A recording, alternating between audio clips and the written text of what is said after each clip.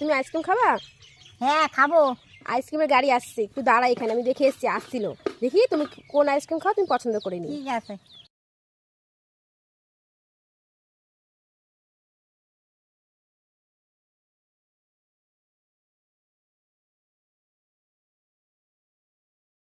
টি ice cream পছন্দ করলো, বাটি আইসক্রিম খাবে না, খাও।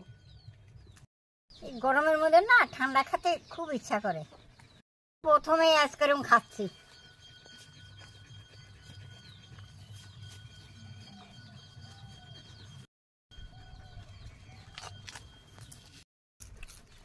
খুব ভালো, খুব খুশি হয়েছি।